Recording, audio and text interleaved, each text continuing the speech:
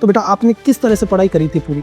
मेरा ये रहता था कि डेली ऑफलाइन क्लास अटेंड करती थी, उसके बाद घर जाके जो भी पढ़ा है उसको रिवाइज करने का और डेली कंटिन्यू टेस्ट देने की। थियरी हमारा बेसिक जो नॉलेज है वो हमारा कंप्लीट होना चाहिए, क्योंकि उसके बिना तो हम एमसीक्यू सॉल्व ही नहीं कर सकते। ऐसा नहीं कि थ्योरी वो है जिसको पढ़ ले तो जो नॉन नर्सिंग वाला वो भी नर्सिंग की जॉब लग सकता है। Hello nursing officer, Shivangi nursing academy selection factory के ऑनलाइन ऑफलाइन प्लेटफॉर्म में आप सभी का हार्दिक स्वागत है, अभिनंदन है।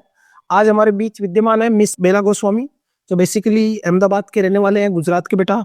और सीएससी गुजरात 2025 का रिजल्ट आया गुड़िया का, तो उसका इसमें सिलेक्शन हुआ।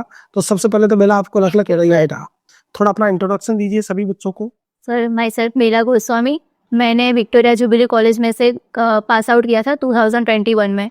21 में आप विक्टोरिया जुबली कॉलेज कानपुर से अहमदाबाद से आप पास आउट है और आप जीएनएम स्टूडेंट रहे हैं। बीएससी नर्सिंग आपने कंप्लीट करी, तो बीएससी नर्सिंग स्टूडेंट रही है 2021 में।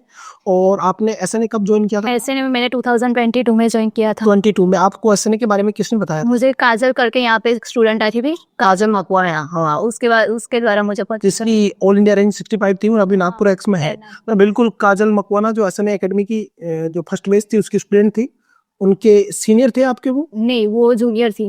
उन्होंने उन्होंने पहले सिलेक्शन ले लिया। मेरा यहाँ पे एसएनए में हुआ था यहाँ पे। अच्छा, वो इसी से आपकी जूनियर थी, पर वो पहले आ गई और वो सिलेक्शन ले लिया, फिर उसने आपको बताया। हाँ। तो थैंक यू काजल मकवाना आपका कि आपने इनको गाइड किया। देखो आपके साथ साथ इनको भी सफलता मिली, इसलिए कहता हूँ एक अच्छा दोस्त या अच्छा एक गाइडर आपकी जिंदगी बना सकता है।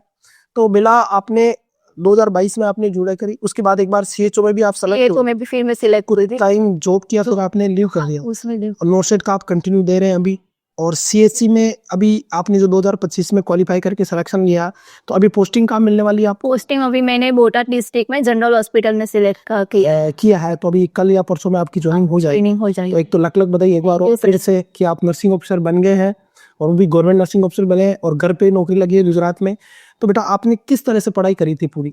मेरा ये रहता था कि डेली ऑफलाइन क्लास अटेंड करती थी, उसके बाद घर जाके जो भी पढ़ा है उसको रिवाइज करने का और डेली कंटिन्यू टेस्ट देने की।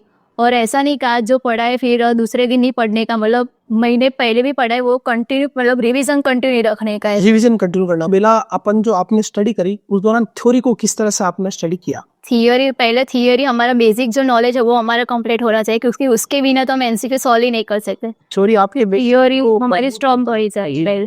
तो क्या है, हमें एग्जाम में कहीं से भी क्वेश्चन पूछे तो हम उसका आंसर दे सकते अगर आपको थ्योरी आती है तो। और फिर आप जैसे थ्योरी पढ़ने के बाद टेस्ट भी अपने ऐप से जो ऑनलाइन हम फ्री देते हैं ऑफलाइन के साथ, उसमें आपने कंटिन्यू टेस्ट भी देते थे, जिससे आपकी तैयारी बूस्ट होती थी। और जितने भी एसएनए की जो फैकल्टी पढ़ा रही है, वो क्या लगता है आपको, जितने भी आपने एग्जाम दिए सब में सीधे क्वेश्चन आते हैं वहां से? हाँ, मोस्ट ऑफ क्वेश्चन वहां से आते हैं और थियोरी से क्वेश्चन आते हैं ना, जैसे वो गाइड वगैरह में नहीं मिलेंगे ऐसे क्वेश्चन, आपको थ्योरी से बन के आते हैं। तो ये बात है कि थ्योरी पे थोड़ा फोकस रखे। ऐसा नहीं कि थ्योरी वो है जिसको पढ़ ले तो जो नॉन नर्सिंग वाला वो भी नर्सिंग की जॉब लग सकता है। आई थिंक मेरा ये मानना है, और ये कई बच्चों ने हमें कही है कि आपकी थ्योरी बहुत स्ट्रॉन्ग है। एमसीक्यू तो करवा ही रहे अपन, लेकिन थ्योरी पे भी हम बहुत पूरा फोकस रखते हैं। इसके अलावा बेला टेस्ट सीरीज आपने एसएनए की दी, आपने दी है, पढ़ाई करी है। आपका जो पढ़ाई का डेली का रूटीन रहता है वो कितने आवर्स आप पढ़ लेते थे बेटा? एम्स के लिए मैं प्रिपरेशन करती थी, इसलिए मेरे मिनिमम 8 घंटे तो मैं 8 घंटे आप एम्स के लिए पढ़ लिया करते थे। लेकिन सीएससी में इतना जोर नहीं आया होगा आपको, इजी वे में। बहुत इजी में निकल रहा है। हाँ, तो तभी कहते हैं कि आपको नोटसेट लेवल की एम्स की तैयारी करते हो तो छोटे मोटे एग्जाम सीएससी पीएससी और तो ये बाएं हाथ का खेल है बेटा।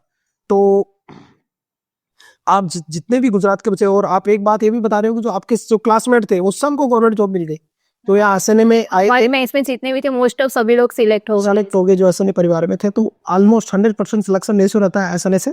समय लग सकता है लेकिन सफलता एक दिन में नहीं मिलेगी, लेकिन एक दिन जरूर मिलेगी, एक दिन जरूर मिलता है।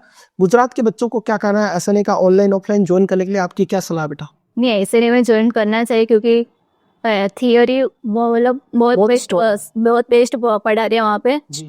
और कंटिन्यूटी के साथ थियोरी वहाँ पे कंटिन्यूटी बनी रहती है। और लेक्चर अटेंड करने के डेली, ऐसा नहीं कि एक लेक्चर अटेंड किया फिर दूसरा अटेंड नहीं किया, ऐसा मतलब कंटिन्यू करना, ब्रेक मत लेना। हाँ, ब्रेक नहीं, जब तक कि आपका कोर्स कंप्लीट ना हो जाए जी।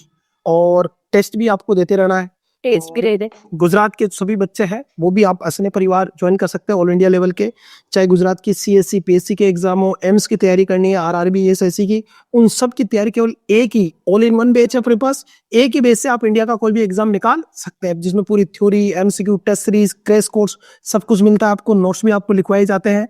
तो अच्छा मौका है। और आज बेला के साथ उनकी छोटी बहन दामिनी भी आई है, जो अभी अप्रेंटिस है आपके SBI के अंदर प्रैक्टिस कर रही है मैडम। तो आपको भी लक लक बधाइयाँ बेटा, अब खुशी आई है, बेला के साथ आपका भी जल्दी सिलेक्शन होगा। और मम्मी पापा को याद करना, मेरी तरफ से दो बोलना बेटा, और बेस्ट ऑफ लक।